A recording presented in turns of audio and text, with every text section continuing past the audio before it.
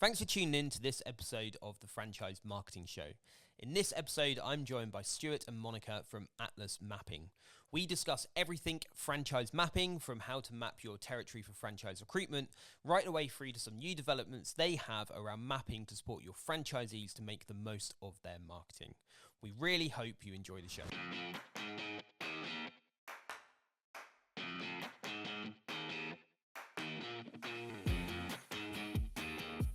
Stuart, Monica, great to be with you today. I'm sure everyone in franchising knows who you are, but if you could introduce yourself and a bit about Atlas Mapping as well. Sure. So I'm Monica, the Business Development Manager at Atlas Mapping.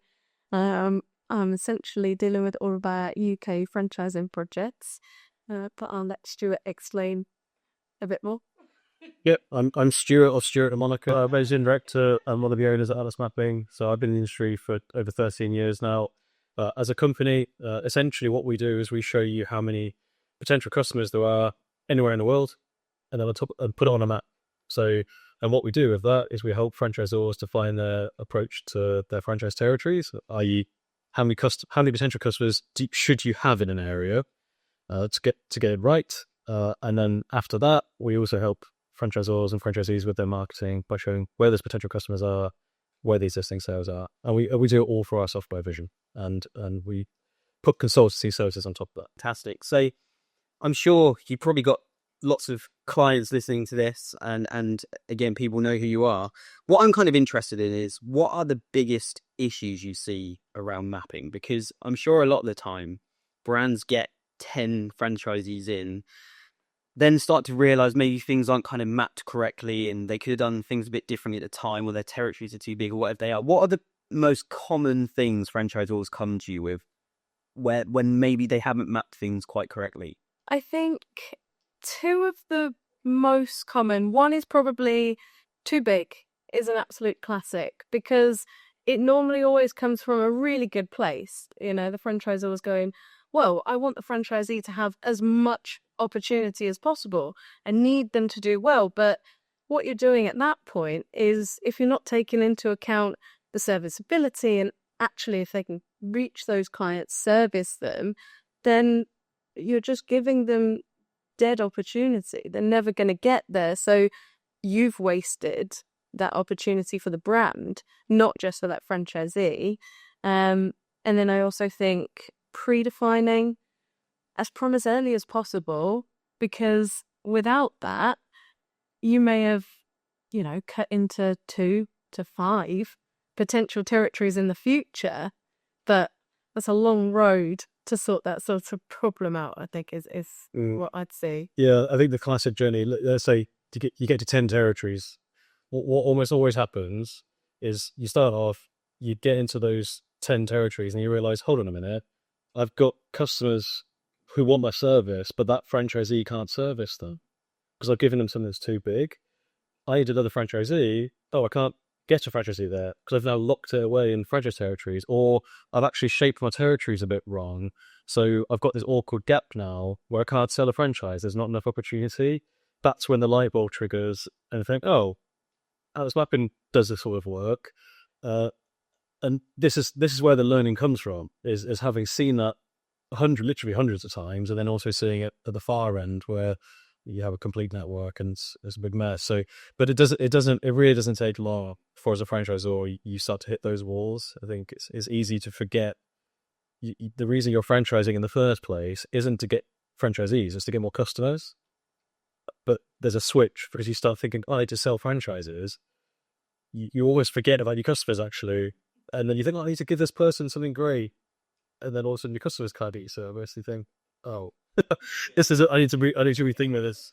I think the size of territory is a really interesting one, because like you said, I think as a franchisor, especially in the early stages, you want to make the proposition as attractive as possible. And you think about sometimes achieved by offering huge territories. Yeah. The franchisee, because that's such an important part of what the franchisees buy, wants as much territory as possible because they think that's where they're getting value for money.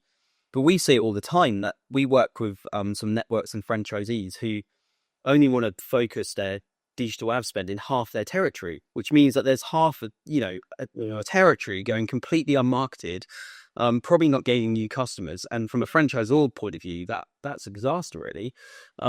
So sometimes what the franchisee thinks they want is probably very different to what they need and what the franchisor is selling. I mean, I'm sure there's probably people who have maybe mapped slightly bigger territories. And if you get to 10 franchisees and you think that's the case, what's the best thing to do? I think having a look at where your customers are coming from is probably almost always step one. Understanding actually how well are you servicing, or is the franchisee servicing their territory? Because if you understand where you're getting the customers from, you can start to understand where your gaps are. If I think you'd agree with. Yeah, the way we approach territory mapping and advising is really simple. It's the same as anything a franchisee. What have you done to date that's worked? Just essentially try to replicate that. So as Monica said, look at where your customers come from. Okay, that's where I'm trading. Of all those potential customers, what does that look like? And did I make that business with 50,000 children aged 0 to 4, or 50,000 people aged over 65, or 10,000 businesses? That's the starting point. So, and then, but for those 10 areas, let's say, you do have to realize that you're now a bit stuck. You're going to have to wait until agreement renewal. Even if you predefine and you can see everything, those franchisees, or for the franchisees that are listening, you're not going to want to just give up geography, right? You both probably entered that conversation not necessarily knowing exactly what was needed. So you erred on the side of caution, and we're big. This is how it happens, right? This is one of the ways. And then you realize you end up going way too big. You don't want to lose your investment as a franchisee, but as a franchisor, you now can't afford to just buy that territory back. So you have to wait for an agreement renewal usually, and then slowly unpick it. But even when you sold franchises, the best thing to do is just predefine every opportunity you have. So you have an idea of what the final picture should look like. That's going to help you move stuff along, as well as obviously doing greenfield territories. Yeah. And what are the key demographics? Like, clearly, obviously, it's different for every franchise sector, and there's so many different sectors in terms of demographics you're going to map on, I suppose. Like in home care, it's going to be age demographics and number of people. For children's activities, it's going to be the opposite end of that. Is that the kind of key way of doing the mapping, or are there other certain demographics that you map across it as well to make things more relevant? I think we always try and kind of get to the root of who your customers are. So, is there a key age demographic, or if it's B2B, is there a key business sector that you work more predominantly with? But using other data as a kind of add-on to understand the extra opportunity. For example, is it in home care age 65 plus, or the older generation, and how affluent they are as well, because those two paired together might be a higher opportunity than just somewhere with a high concentration of your potential age. So it's trying to just understand who your customers are and what best represents them. Obviously, if you have additional data, that's always great, but just trying to understand who those customers are, right? I think our clients are often surprised. We actually prefer a much simplified approach. So because it's very easy to get bogged down and try to make every territory contain all the right amount of the perfect customers. And as you guys know in marketing, that's not the case. A customer profile is usually quite broad. Yeah, customers which are more valuable than others, but no business just has this one type of customer. And if you try to make sure that all your territories contain the exact right number of those potential customers, you'll be at 3 territories. So if it's children's activities, for example, okay, we know that approximately you're going to need X number of children aged within this bracket within 20 minutes, let's say, to make the business work. Okay, get that sorted first. Then layer on top of all the extra data, such as affluence, house price data. Do you need swimming pools? Do you need schools or nurseries? Things like that. Because once you've got the core market, it's then more about saying, okay, which ones, I've got 400 markets or territories I can go for, but which of those are the ones I might want to hit up first? And again, from a marketing perspective, I think you'll agree, you can tell me, we found that as a brand grows, the customer profile broadens as well. And so it becomes easier to win customers outside of what you traditionally thought was your core customer base. And so as you get bigger, markets become more available to you. So we prefer to just say, look, get everything possible, then grade an areas of entry on top of that. This can give you a longer standing network rather than just keep coming back to us every time you have a little slight change or think a market might work. That's what we recommend. Yeah, inevitably, I suppose, thinking of brands that we work with, the majority of franchise brands will innovate their offering over the course of first mapping the business, won't they? And either be targeting different age demographics or just new products or new services. So it can dramatically change. I suppose if you're too precise at the start, that doesn't really help. Exactly. Yeah. From a kind of mapping it out, what are the key considerations at the start? Because size of territory is quite difficult, isn't it? Because typically a franchise or business probably runs a pilot, but during the pilot, they're probably not just operating within a territory, are they necessarily? How do you translate that across to say, okay, well, you're running this pilot business. This is how we now need to map out what that looks like if we're going to turn this into a franchise model. So what we're always looking at is, foundationally, we're finding the market penetration. We normally do analysis areas around the prominent clusters of customers. So ignoring whether there's a territory or not for that pilot or for their core business, where are your customers? Where are you servicing them? How well are you penetrating that market? How many are you servicing? What's the average customer value? What turnover do you then need from an established franchisee? All of those figures put together, you just then have a data-driven approach to how many potential customers you need in a territory. So it's just using the data that you will already have, pairing it together with what you need from a franchisee to make the territory in the end. So ignoring kind of geography and more what's the opportunity needed. The difference between a franchise territory and a trade area is what we call it. So we get asked a lot, said, oh, but my business doesn't look like what I want to franchise. My area is way, way bigger. Yeah. So, well, that's fine. We just need to use it to draw some conclusions. So your existing business might turn over £150,000, but you tell us the franchisees, their target is to turn over £100,000. So we just need to see, okay, well, you've turned over £150,000 here, but if we bring that down, where was your £100,000 created? What did you need to make the £100,000 of sales? Because that's the bit that you want to franchise. Or if you've made £150,000, do you think that that's achieved realistically franchisees to achieve the same thing? So fundamentally, what we're looking to do is just plot the location of all the customers. That's where everything starts. Because when we can do that, we know where the business has traded. You just build an area around that, and then you bring in the data. So, you've had 100 customers in this area, and there are 10,000 children aged 0 to 4. So you've got 1% market penetration. Okay, how replicable do you think that is? Okay, how many franchisees, how many customers do your franchisees need? Oh, they need 70. Okay, then you need 7,000 children aged 0 to 4. This is the reverse engineering. I think it could come across as really intimidating and scary, but actually fundamentally that's kind of all we're trying to do. Is just be a vehicle to help them that decision. Yeah, does that make sense? Yeah, absolutely. And it's creating the consistency, isn't it? So every new starter is faced with the same, I suppose, business marketing challenge to grow. I suppose one of the things franchisors hear all the time, and we hear it quite a bit, and you guys must hear it quite a bit, is it doesn't work the same in my territory, etc., etc. And I suppose there's always going to be, well, I suppose in a sense, there are factors which make every territory different. Geographically, there are going to be differences, competition, different factors like that.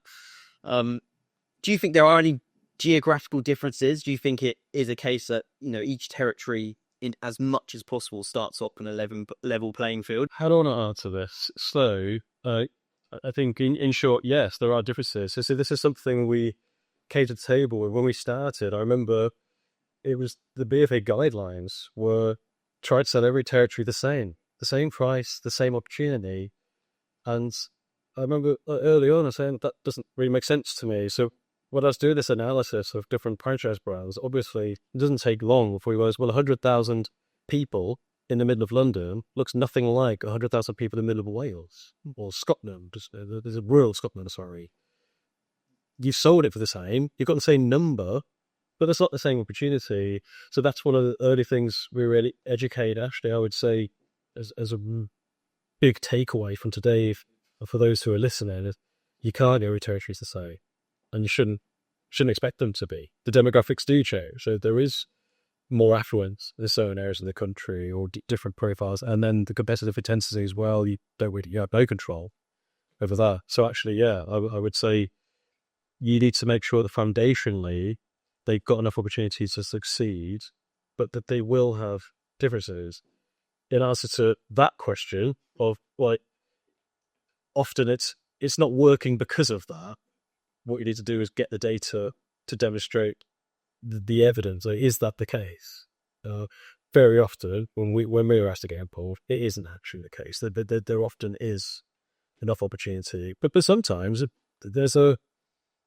does make a difference. So one of my favorite case studies that I use a lot is that we did a project for a national chain of gyms, and what they were actually trying to do was they were trying to encourage their franchisees to open up more gyms or another gym closer to where they already were, or allow them to sell a franchise closer. Said, we think you can go closer.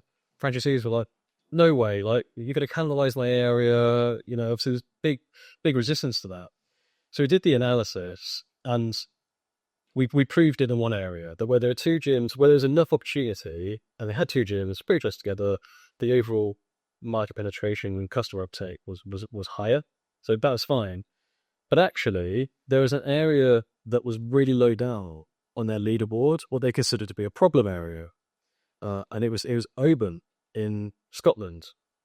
But when we looked at the market penetration, i.e. the percentage of adults in that area that were a member of the gym, it had the highest percentage in the network. It couldn't do anymore.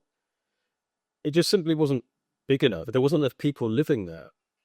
But on a typical leaderboard in franchising, so I see this a lot, is franchisees are just tiered on turnover.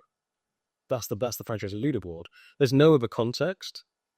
And so when I presented this to the board, I said, well, that franchisee, I would consider them to be the best performer in your network. Pretty much everyone who would possibly have a gym membership in that town has one with your brand. They can't do any more.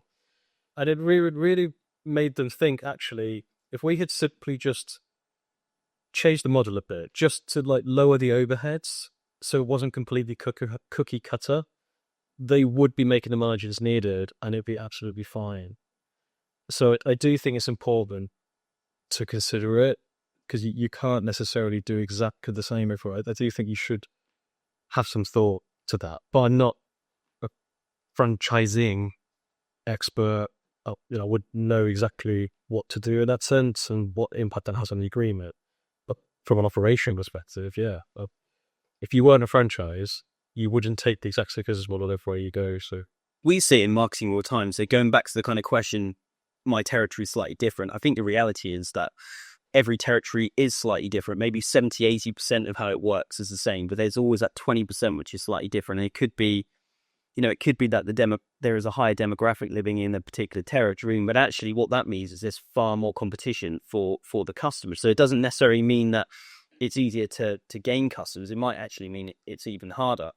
I like that. Yeah. That's interesting, isn't it? Yeah, it can kind of work both ways. It's to the franchisees who have all the best customers, but they've probably got more competition. I think that's a great rebuttal to that question, actually. And it's interesting. It happens all the time. And then the other side of it we see is that people can have a territory and actually they can have both. So they have areas of their territory which they think are the most prime for customers, but actually are really competitive. And it's the other areas of the territory they maybe don't naturally focus on as much, which is slightly different, act in a completely different way than the other part of their territory. So it's not as clear cut as questions as it sounds. And the reality is it just may mean that a completely different marketing tactic works or whatever that may be. So I always find it an interesting one because I hear it all the time. Like just speaking to franchisees of brands, but the reality is I always think 70% is the same. You know, if you take on that territory, you market a business in a certain way, 70% will be the same, but there is that 30% difference which you may have to apply in a certain territory. And I don't think it's always geographical. I think sometimes it's two territories next to each other, which you would think would act in exactly the same way, can be completely different. Yeah. So yeah, the UK is so good. Think about even just accents in this country. You only have to drive about 30 miles down the road, and people are completely different. Yeah, so you could have to. I can see that exactly. Territories right next to each other that are a bit different. I think I'd agree with that 70-30 as well. That's fundamentally what we do. Like, Yeah. get the core, and then layer on top of some additional data, so you could just tweak things, but make sure that the core of the customer base is there, and then tweak on top of that. Like say, like is it fatigue? Are you going to have to take market share though? Because it's quite a competitive area versus somewhere where you're going in, you might not have as much opportunity, but there's no competition there, so you can just be first mover. Actually, that same gym project, later on, I did another project for them years later, and that actually came out that they said the new investors, well, tell me the 50 best areas to go. That's all I know. Right, okay. What was that mean?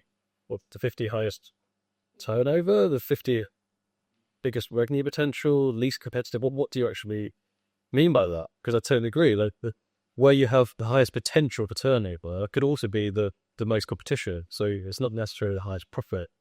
And what came out of that was there was certain, by this point, there were, it's similar to the Oban example, they're like a cash cow territories were areas where the market was that Goldilocks medium, where they were probably the only player, or certainly the major player in town, wasn't the biggest revenue, but no one else is going to go there. It didn't look very attractive anymore.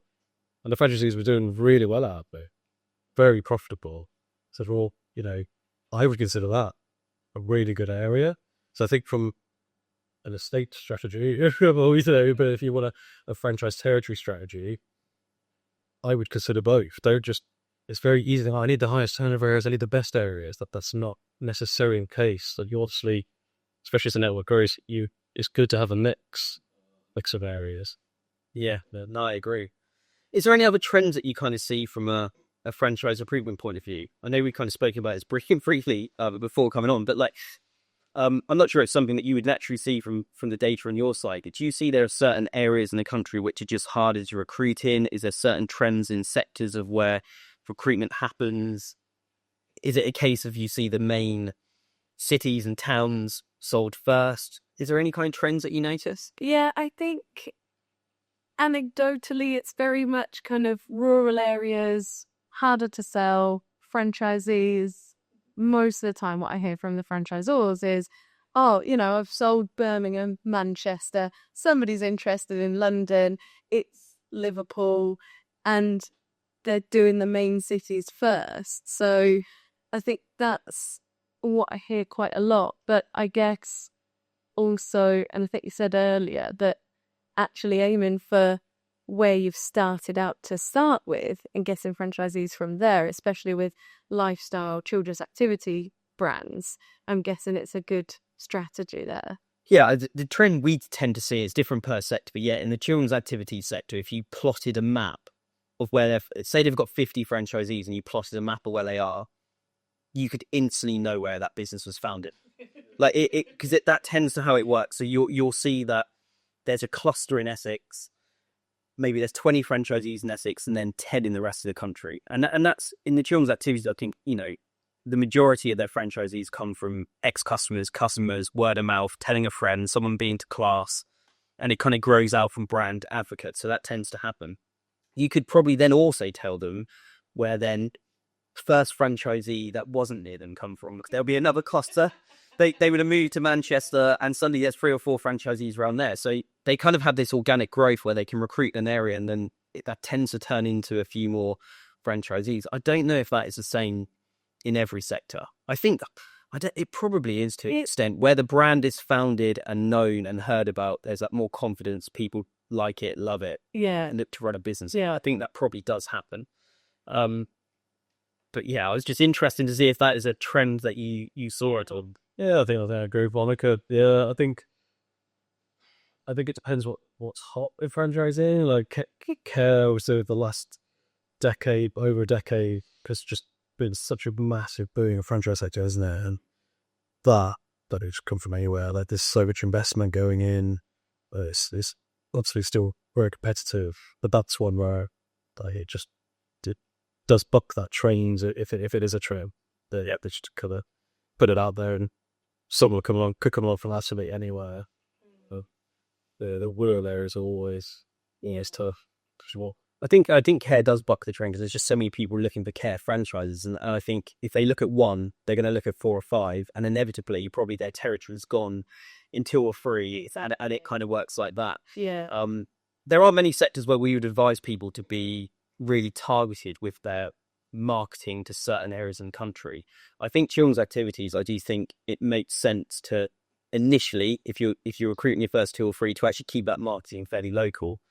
Because sometimes it's just making everyone aware that already knows your business, that you are a franchise, if that makes sense. And actually, if you're in Essex and you suddenly recruit someone in Aberdeen, your first franchisee, and you're trying to manage brand and control the classes, that's really difficult.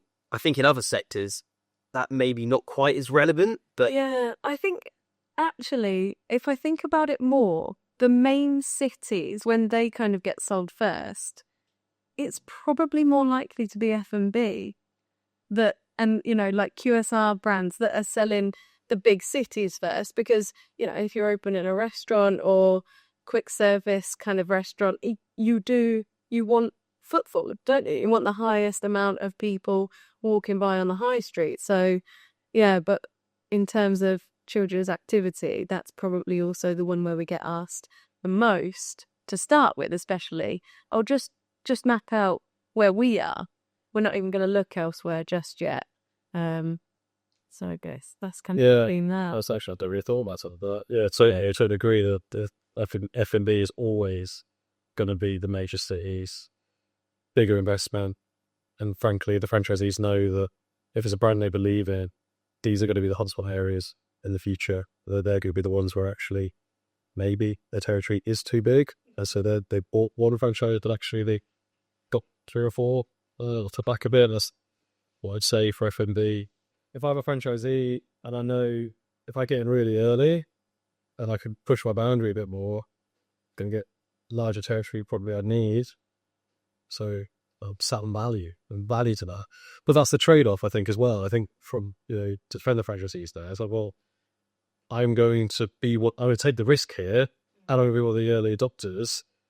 I expect to do. I want that. Yeah, so a good intake. I mean, in general, I think most franchisors target the majority of the country for recruitment. Because I think you can come too focused on location, and actually, is the franchisee even going to be living in that location where they end up operating, or could it be that you actually generate a really good lead and a resale opportunity comes available? So I don't think everyone's always that geographically focused, and other than digital ads, you can't target geographically if you're just on a listing site or something like that. So I only think it makes sense to be geographical with the franchise recruitment marketing if you've got, let's say, 10 territories left, or there's certain pockets in the country where you're really desperate to recruit in.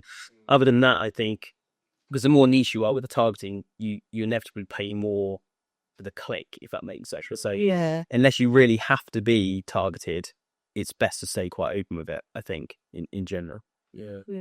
Is that just to help the budget stretch a bit further as well? Yeah. I mean, it's like Google, well, if we're just looking at Google, it's an auction really. So the more defined you are, the more you close the volume of traffic you're targeting, the more you're going to pay per click. So if you're targeting the whole of the UK, let's say you expect it's £1.20 a click for exactly the same search term. If you're only targeting Cornwall, it could be £2 or £3 a click. So unless you really have to just target Cornwall, you're getting a third as many clicks to your budget than if you targeted the whole of the UK. So it's something where I think for certain brands, if they're at a mature stage and actually it is just Cornwall and it is just Inverness, then it makes complete sense to do that. But for everybody else, I think you can get a bit too obsessed with trying to say, well, actually, we've got 200 territories free, but I really want someone in Manchester. Because that can actually mess up. Well, not mess up, but it just means you're paying a lot more per click, really. Yeah.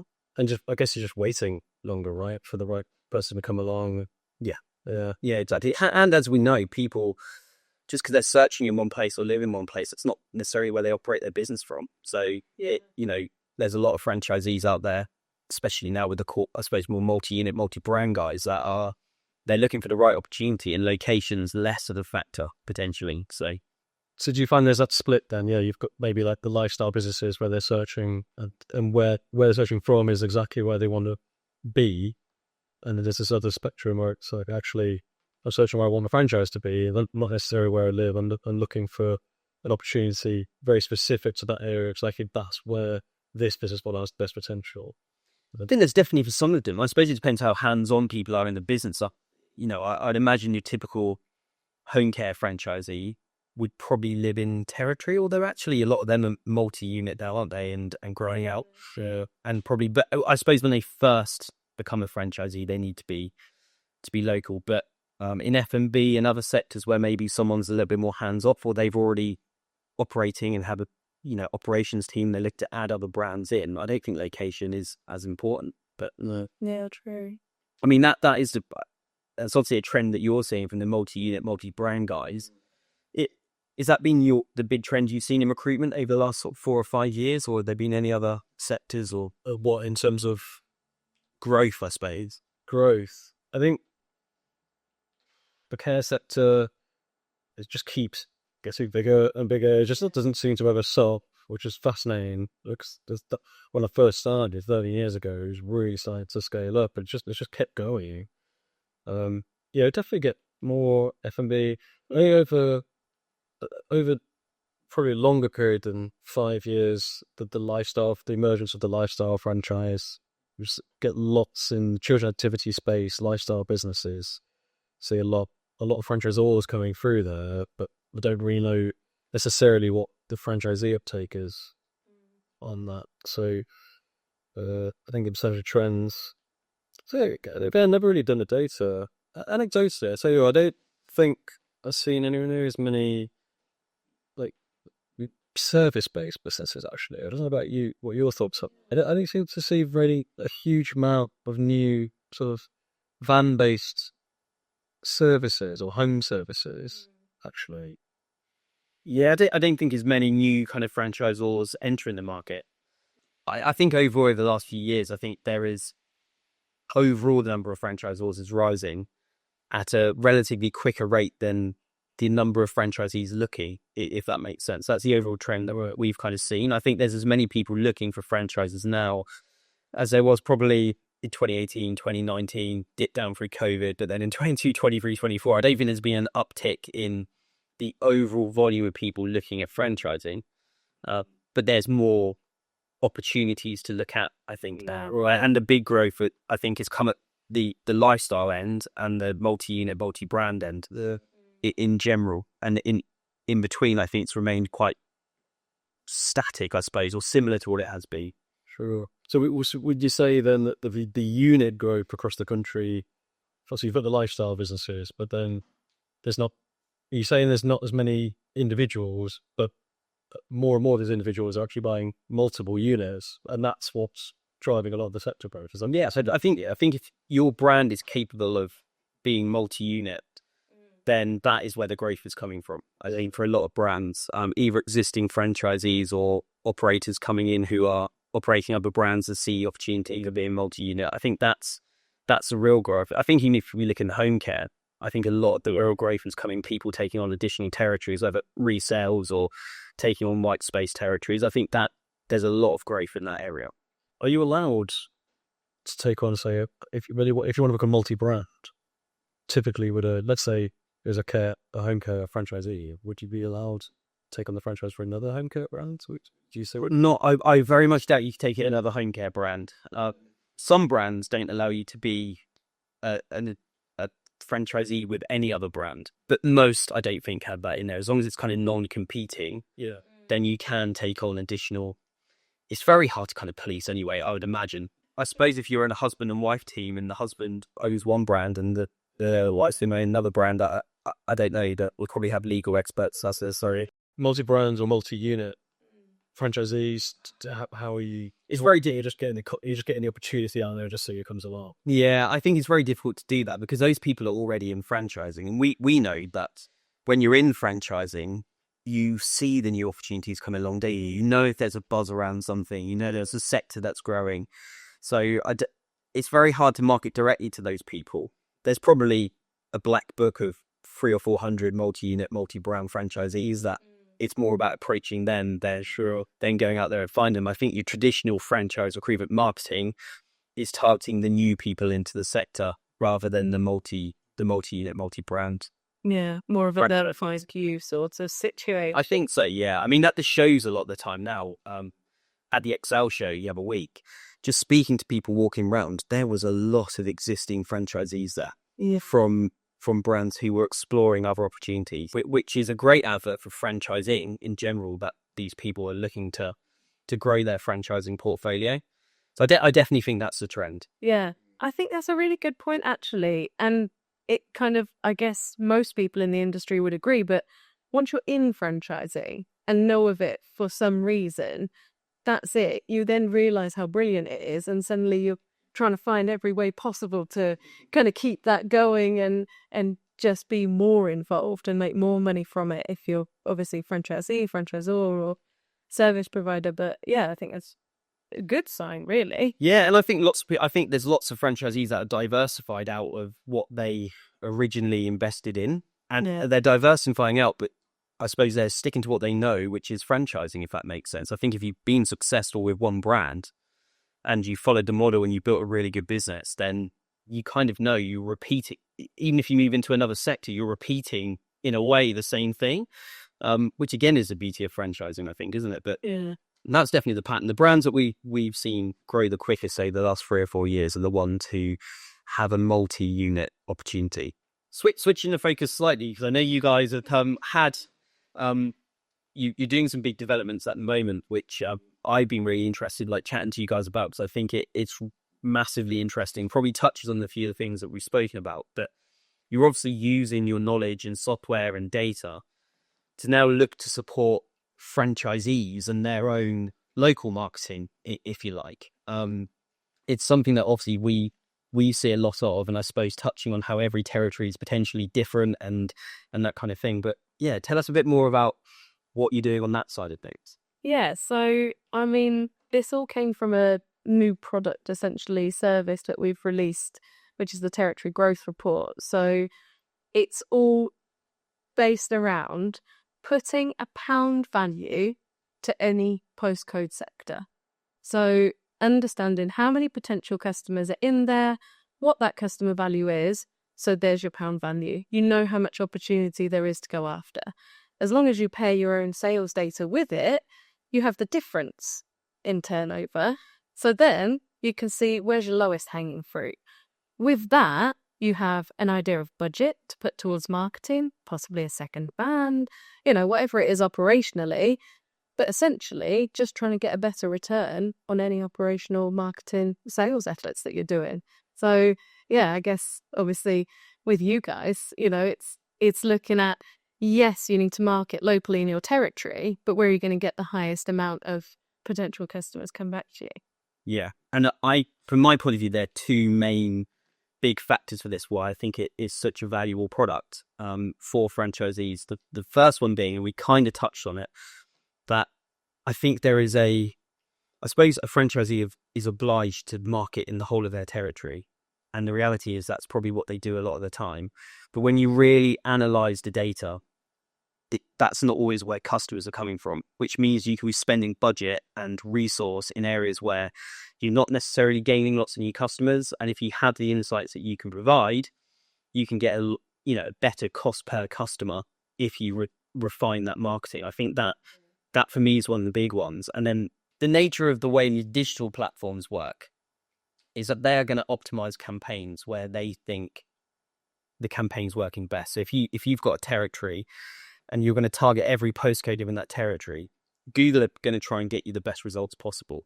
So what happens over time is all of your budget is going to be spent in, let's say, 3 of 10 postcodes, because historically they are the ones which get the best conversion rates on Google, and Google thinks they're doing you a favor by pushing all the traffic there, which means that over time you can have half your territory where you're not getting any clicks or any kind of real penetration in. Yeah.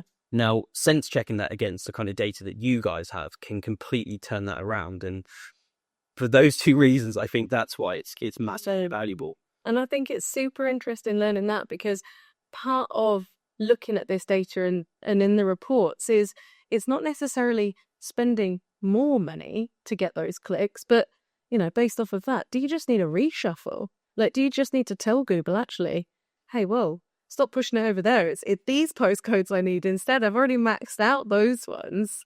I've got no more potential. Well, I haven't got as much revenue left in there to go after. So, yeah, just a reshuffle. Yeah, I thought it was really interesting you're explaining it. Obviously, news to us that Google was doing that. I get it. Obviously, Google's like, yeah, but I want to.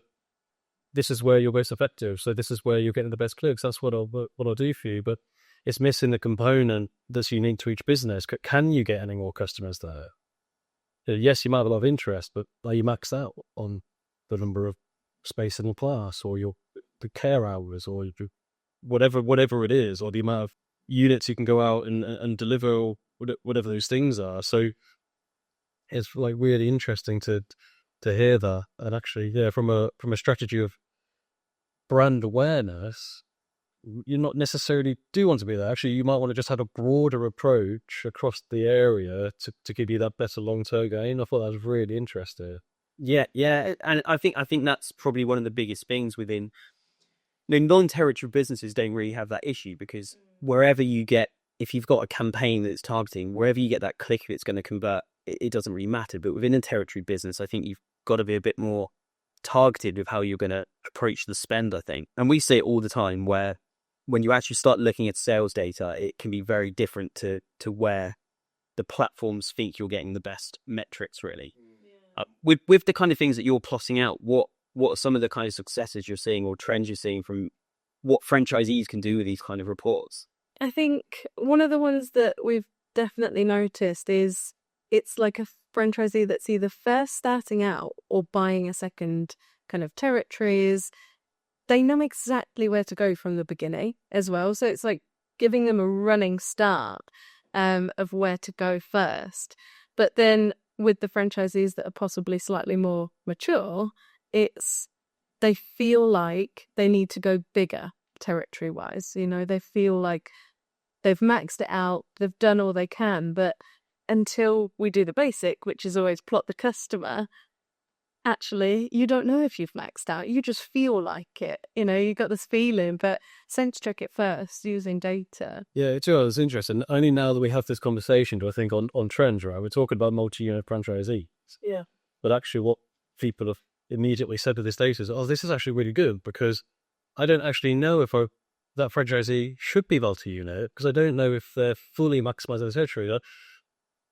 They could spend so much less money on just refining their approach to growing their existing territory versus buying another one. Well, obviously buying another territory is great, but actually, is their existing territory really fully being utilized before they go and get another one? As I don't really just thought about that, actually. I can understand now why maybe franchisors and franchisees are thinking, actually, I've got 2 investment options here. Do I definitively know I've got the most out of what I'm doing? Or if I am looking at another territory, I could do with redistributing my marketing spend in this one to free up some cash flow for the next one. Yeah, and then obviously new franchisees is always popular, and then resales is another area. Yeah, I was going to say that's for sure. Like, because you're proving value, you demonstrate the remaining growth potential is obviously the big one. Franchisees are looking for a better multiple. They want to show, look, that there's more room to grow here. That's what we've seen. The really big interest has been. Obviously, there is some areas where it's like, actually, the franchisee saying, my area is different from everyone else's. This is why. And you do need a bit of evidence to say, actually, look, there are pockets. Here's where they are. Just actually have a look at doing this. So then it's always interesting. Again, if we can get customer data, is the number of customers that outside of the territory and what percentage of revenue being generated by the franchisee isn't actually in their territory. That's really common. Passive sales, territory's not been shaped fully appropriate. Comes back to, again, you sold the franchisee, the franchisee's territory is X, but the trade area is Y. And it's not, they're very rarely the same. Yeah. Very rarely. Really? That surprises me, actually. Yeah, it's super common, isn't it? Yeah, like never surprises us, but everybody, whenever we do step one, plot the customers, everybody is always surprised. Like the most shocking fact. I was just talking to Monica earlier. I had a chat, albeit it was America, but see the same trends. So I was just chatting to the franchisor because they were thinking about territory redesign and they wanted to make territory smaller. I said, well, let's just double check before we go down this path. Do you know how your franchisees are performing? And we'll sat on the call and put the customers on, put the franchise territories on. Look, there's 30% of that franchisee's customers are outside of their territory, so they trade in an area bigger than what's in their franchise agreement. And Because they're allowed to do that. Well, yeah, because through passive sales, if you think about, again, often the way in which a franchise is going to work, you set up the franchise early on, and that's maybe the only franchisee in that area. So they're not going to turn down work. Everyone wants that work to be serviced, so long as it can be done profitably. So that franchisee gains those customers. They just want the service. So if there's a site, if the territory has not been shaped necessarily appropriate to the likely catchment area of a venue, then again, you get off passive sales. Also, you can't stop the consumer choice. That's illegal. So that's often why. The site element's interesting, isn't it? For a serviced area franchise, it's a different conversation, isn't it? But for the site specific, but that I think becomes really interesting because what we see every time is that proximity to the site is the most important metric to why a customer converts. Typically, it's probably different per sector, but there's certainly a few sectors we work in where the closer the click to the center, the higher the conversion rate of the click. It may be more expensive and competitive. Yeah. And that's always a really interesting conversation to have with a franchisee because they will have this big territory and somewhere within it, and very often their site might be right in the corner, and they can be obsessed with making sure that they get every click within that territory because this is my territory and I've got to maximize its potential. When actually, when you look at the data and say, no, it's these two postcodes, which is basically where you are and the postcode next to it, you're converting 20% of the clicks, but you're spending 50% of your budget in this north part of the territory and your conversion rate's 5%. And trying to get them to understand that the drive time is the main factor driving that someone converting. It's a purchase where price is less important. It's more the convenience of getting there. That's interesting. Yeah, good stuff that we just take for granted. It's only now as we're really starting to delve into this marketing world and to collaborate more and work together. Yeah, we do drive time analysis. We'll just say, well, what percentage of your customers come within 5 minutes, 10 minutes, 15 minutes, so on and so forth. Yeah, churches activities, being a classic. Yeah. It's a cliff. After 20 minutes, it's just a ban. 90% of your customers go within 20 minutes. Everything outside of that is pretty much pointless. And from a marketing point of view, that is massive because if the franchisee knows that and they can, focus all of their spend on that drive time rather than the whole of their territory, which is I think often the fascination to make sure I'm getting customers everywhere. Like I own this territory, I have to be targeting all of it. It makes a massive difference. I was just going to say, I think it's just another instance of once you're kind of in the franchising model, same as we were saying earlier when the franchisor does it, but the franchisee's clearly doing the same thing, It's like, got a territory, I need to do all of it, I need to spend money everywhere for the marketing, but actually you're still just a site-based business or... Well, that's just how it's been done. Yeah. That's what we do. You buy a territory, you market that territory. Yeah. You bought a territory, so you market the territory rather than subvent it. And it's a massive educational part because the psychology around it's really interesting, I think. And I can understand it. I'd probably be the same, but you buy a territory, but your store is here. Naturally, I want to make sure I maximize this territory. That's kind of the purpose of buying a territory. And the reality is a lot of the time, that's a detriment to growth. because you're spending and focusing when actually there's more than enough business. Google, for example, gives you an impression share, so you can see the percentage of traffic you're getting to that you're targeting. So sometimes they will get to 15% of the traffic in the whole territory, which means there's 85% more traffic to go after. And if they just focused on 3 postcodes, they would get to 40% of the traffic, but it's converting at a much higher level. If that makes sense. That sometimes it's quite hard from a marketing point of view to be totally sure on that without the kind of data that you guys can provide, if that makes sense. Yeah. So I think they work hand in hand really well. Oh, agreed. Definitely. Yeah, the only thing that's missing where we come along is that plateau. Once you get on the map, you create the concept. So you just venue, customers, drive time, right?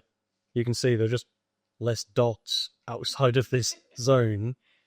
There you go. And actually, yeah, the advanced nature, what I'm trying to say is that tie in marketing, sales, and operations. So, okay, outside of this zone, you still have some territory, but don't automatically think you should have another venue.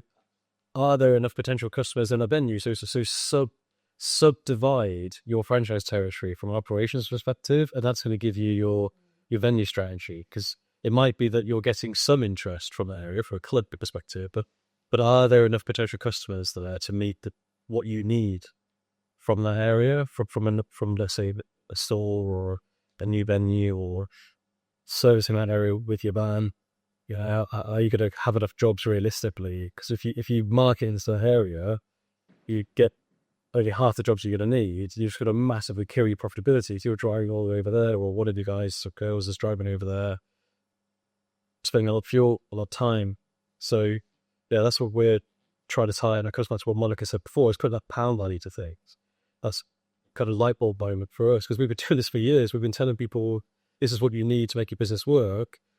It just dawned on us one day. We thought, well, actually, instead of just saying it's X number of people, let's put a pound value to that, so it works regardless. It's just a very simple view, and then just bring it down from territory to an even smaller level, and just hand that over. Yeah, I think it's massively important data, I think, within franchise businesses. And I think from a local marketing point of view, it's the part where it's so different than marketing any other product or service, the nature of a territory-based business. And I think all of this data is just going to help brands so much. I kind of feel like every podcast or conversation now kind of ends with this, but I think it's worth asking you, like, just thinking about them. But in general, what do you think the trends are going to be in what you guys do over the coming years? I mean, I assume AI is going to provide loads of way to crunch this data at an even bigger scale. Is there any kind of innovations that you're seeing? Obviously, you're innovating the product we're just talking about anyway, but any kind of further innovations that you see over the coming years?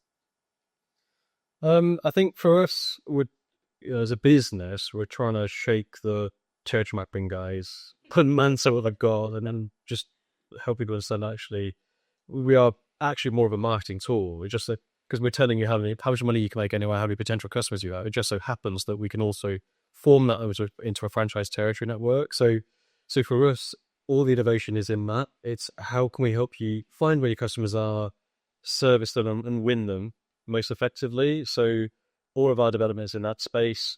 When I think about AI, we've been toying around with super early days on what can AI generate for us after we teach it.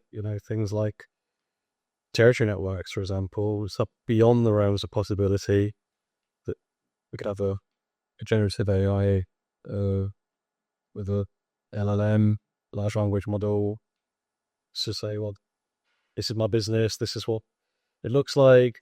This, but then the challenge is getting the data in and analysing it. So there's quite a few layers to it. So at the moment, it feels like a bit of a way off. Someone somewhere, sure. Hopefully it'll be us one day, but I imagine what I think would happen in the future is you would say, my business looks like this, will it work here?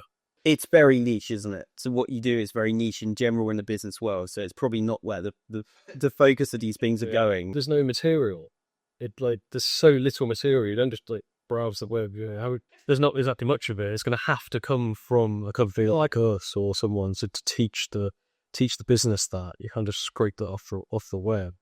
So there's a lot of IP in there. Hence why it becomes difficult there and challenging, and then you layer on the analysis. top of that. But I'm sure that's where things will go. I think exactly what you explained will definitely happen, where you'll probably have all of your business data and customer data and going into one place, and you will have a business assistant you can ask these questions of, and it will take a wider context of marketing activities and be able to give you some I mean, to an extent I suppose you can do it now, but to a slightly lesser scale. But yeah, I think from a marketing point of view it will completely transform things.